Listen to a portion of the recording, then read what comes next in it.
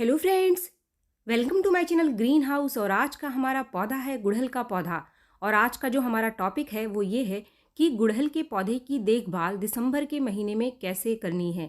दिसंबर का महीना आते आते गुड़हल के पौधे में फ्लावरिंग कम हो जाती है, पौधा नई नई ग्रोथ निकालना बंद कर देता है, कलियां प्रोड्यूस नहीं करता है और फ्लावरिंग कम करने लगता है।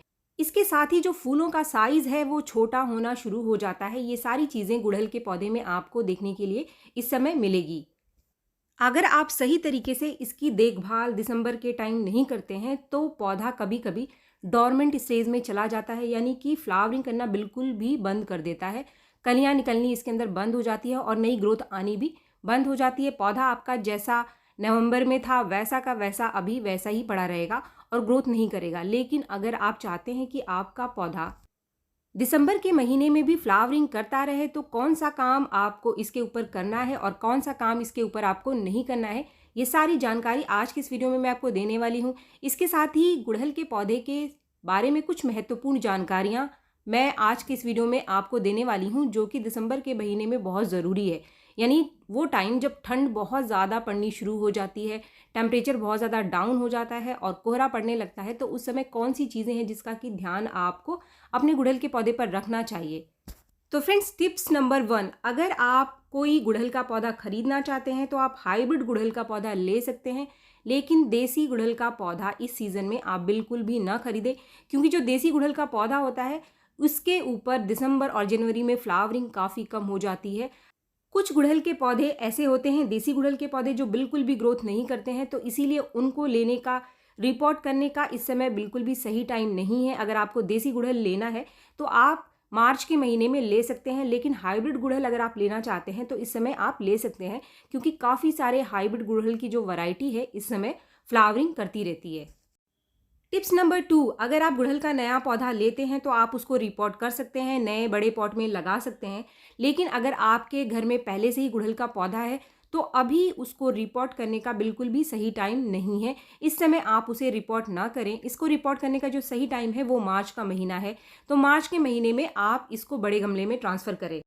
इसके साथ ही अगर आपने कोई कटिंग लगा कर रखी हुई है और आपकी कटिंग ग्रो कर गई है, जैसे कि आप देख रहे हैं ये मेरी कटिंग ग्रो कर गई है, और जिस भी पॉट में आपने उसको लगा करके रखा हुआ है, अगर आपने किसी छोटे प्लास्टिक के कंटेनर में लगा कर रखा हुआ है तो आप इसे बिल्कुल रूट को डैमेज किए ऐसे ही निकाल करके सीधे आप रिपोर्ट कर दो। लेकिन आपने अगर किसी गमले में उसको लगा कर रखा है, चाहे पौधा आपका छोटे गमले में ही क्यों ना लगा हो, इसको आप रिपोर्ट ना करें। और इसको रिपोर्ट करने का जो सही टाइम है वो मार्च का महीना है। इसके साथ ही टिप्स नंबर 3, अगर आपके पास देसी गुड़हल का पौधा है और उसने फूल देना बंद कर दिया है तो इसके ऊपर अभी आप कोई भी काम ना करो। जिस भी गमले में ये लगा हुआ है इसे ऐसा का ऐसा ही रहने दो। आपके पास जगह है तो आप इसे धूप वाली जगह पे रख सकते हैं। जैसे कि आप ये वाला मेरा पौधा देख रहे हैं, ये देसी गुड़हल का पौधा है और इसमें तकरीबन 2 महीने पहले ही मैंने काम करना छोड़ दिया है। 2 महीने से ज़्यादा हो चुके हैं, मैंने इसके ऊपर कोई फर्टिलाइज़र नहीं दिया है। अब इसकी रिपोर्टिंग मार्च के महीने में मैं करूँगी। और आपके पास भी कोई ऐसा पौधा है तो इसके ऊपर काम अभी आपको मार्च के महीने में करना है। टिप्स नंबर 4, अगर आपके पास हाइब्रिड गुड़हल का पौधा है और उसके अंदर अभी भी ग्रोथ हो रही है, पौधा आपका फ्लावरिंग कर रहा है और फूल साइज़ में छोटे आ रहे हैं, तो इन सारी समस्याओं को ठीक करने के लिए सबसे ज़रूरी है धूप। गुड़हल का पौधा एक धूप का प्लांट है और ये गर्मियों में ही सबसे अच्छी फ्लावरिंग करता है। तो इस समय सर्दियों के टाइम आप अपने गुड़हल के पौधे को जितनी ज़्यादा धूप देंगे उतनी ही अच्छी ये फ्लावरिंग करेगा। तो धूप सबसे ज़रूरी चीज़ है इस समय गुड़हल के पौधे के लिए, सर्दियों के टाइम, या जो दिसंबर का महीना है, आगे जनवरी में भी काफ़ी सर्दियाँ पड़नी शुरू हो जाती है, तो उस समय भी आपको धूप का ध्यान रखना है। पौधे को, जो भी आपका गुड़हल का पौधा फ्लावरिंग कर रहा है, उसको पूरे दिन की धूप में आप रखें। और जो भी पौधा आपका डोरमेंट स्टेज में चला गया है तो उसको आप शेड वाली जगह पर भी रख सकते हैं, कोई दिक्कत नहीं है। अगर आपके पास कोई देसी गुड़हल का पौधा है और उसके अंदर भी अभी फ्लावरिंग हो रही है, क्योंकि फ्रेंड्स मेरे पास काफ़ी सारे देसी गुड़हल के पौधे हैं जिसमें से कुछ ने फ्लावरिंग करना बंद कर दिया है लेकिन कुछ अभी भी फ्लावरिंग कर रहे हैं, तो उनके ऊपर मैं अभी भी काम कर रही हूँ। उनको मैं खाद देती रहती हूँ और उनको भी मैंने पूरे दिन के धूप में रखा हुआ है और वो पौधे मेरे फ्लावरिंग कर रहे हैं। थोड़ा सा फूलों का साइज़ उनका छोटा है लेकिन फ्लावरिंग अभी भी उनके अंदर हो रही है। इसके बाद टिप्स नंबर 5, गुड़हल के पौधे के अंदर कितनी प्रूनिंग करनी है, कितनी कटाई छटाई इसको देनी है आपको, कितनी करनी है और कितनी नहीं करनी है। गुड़हल के पौधे में इस समय आपको हार्ड प्रूनिंग नहीं करनी है। ये जो 2 महीने हैं दिसंबर के और जनवरी के, इस समय आपको अपने पौधे की ब्रांचेस को ज़्यादा नहीं काटना है। हार्ड प्रूनिंग यानी पौधे की अगर आप बहुत ज़्यादा कटाई छटाई करना चाहते हैं तो इसके लिए अभी आप मार्च तक का इंतज़ार करें, और मार्च में आप इसकी कटाई छटाई कर सकते हैं या फिर फरवरी लास्ट में भी आप कर सकते हैं। क्योंकि अगर अभी आपने किया तो ये कंडीशन इसके लिए अच्छा नहीं है, मौसम अच्छा नहीं है, पौधा आपका उठ नहीं पाएगा और ग्रोथ भी नहीं कर पाएगा। लेकिन कोई ब्रांच खराब हो रही है या फूल सूख रहे हैं तो ऊपर से आप थोड़ा थोड़ा इसको काट करके निकाल सकते हैं। सूखे फूलों को टाइम टाइम पे निकालना कोई सीज़न की ज़रूरत नहीं है। ये काम आप किसी भी सीज़न में किसी भी महीने में कर सकते हैं। इसके बाद पौधे की रूट प्रूनिंग, गुड़हल के पौधे की अगर हमें रिपोर्टिंग नहीं करनी है तो हमें इसकी रूट प्रूनिंग भी नहीं करनी है। अगर आपके पौधे की जड़ें दिखाई दे रही हैं तो आप इसको बड़े पॉट में ट्रांसफ़र तो कर सकते हो, लेकिन इसकी जड़ों को आप बिल्कुल भी मत काटना, क्योंकि अगर इस समय आपने इसकी जड़ें काट दी तो पौधे की ग्रोथ बहुत कम होती है, जड़ें भी बहुत कम ग्रोथ करती हैं। ऐसी कंडीशन में आपका पौधा खराब हो सकता है। तो रूट प्रूनिंग के लिए जो सही टाइम है वो भी मार्च का महीना है। तो मार्च में ही हमें इसको रूट प्रूनिंग भी करनी है और स्टेम प्रूनिंग भी करनी है। इसके बाद आ जाते हैं वाटरिंग।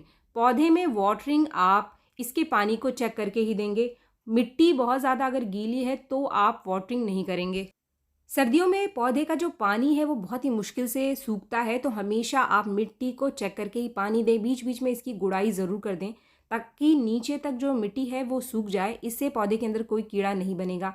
और मिट्टी में अगर आप पानी भर भर के देंगे तो इससे काफ़ी सारी समस्याएं आपके पौधे के ऊपर आनी शुरू हो जाएगी। अगर मिट्टी बहुत ज़्यादा गीली पड़ी रहेगी, इससे 2 समस्याएं पौधे के ऊपर देखने के लिए मिलती है। पहली तो जो इसकी पत्तियां हैं वो पीली पड़नी शुरू हो जाती हैं, और जो कलियां हैं वो मिट्टी बहुत ज़्यादा गीली होने की वजह से ड्रॉप भी होने लग जाती हैं।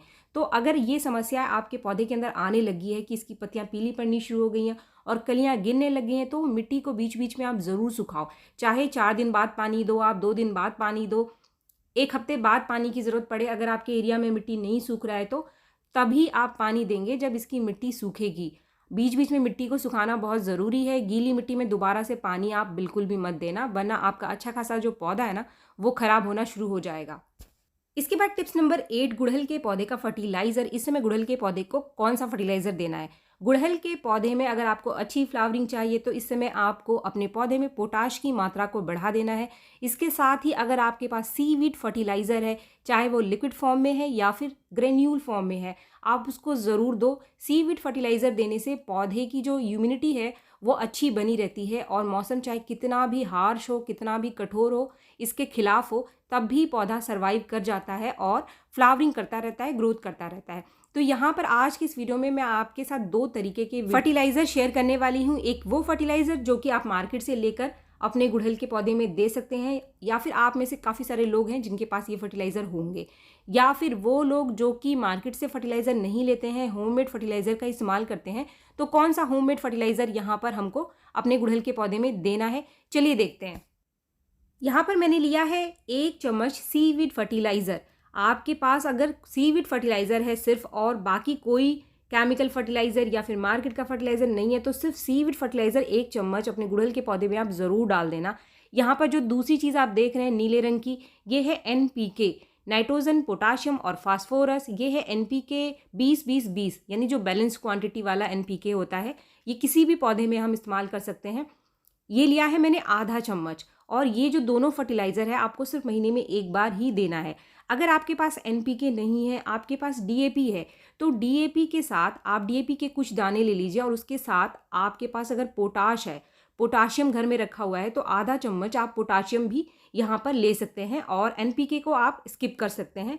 अगर आपके पास घर में पोटाश नहीं है तो फिर आप केले के छिलके को सुखाकर उसका पाउडर बना लो, और सीवीड और DAP के साथ आप 3 से 5 चम्मच केले के छिलके का पाउडर ऐड कर सकते हैं पोटाश की जगह। केले का छिलका भी बहुत ही बढ़िया नेचुरल सोर्स है पोटाश का।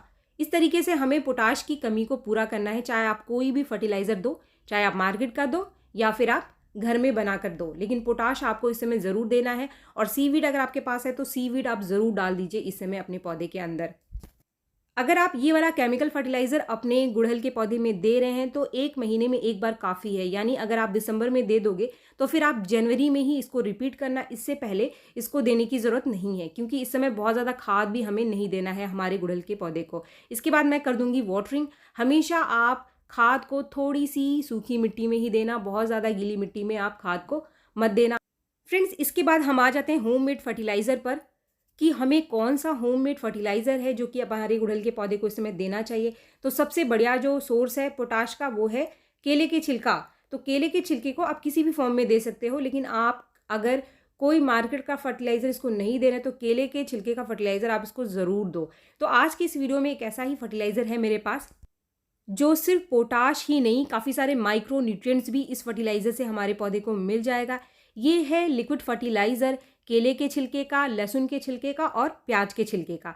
केले के छिलके से बहुत ही बढ़िया मात्रा में पोटाशियम मिलेगा और जो प्याज के छिलके हैं इसमें बहुत अच्छी मात्रा में माइक्रो न्यूट्रिएंट्स पाए जाते हैं, जैसे कि मैग्नीशियम, आयरन।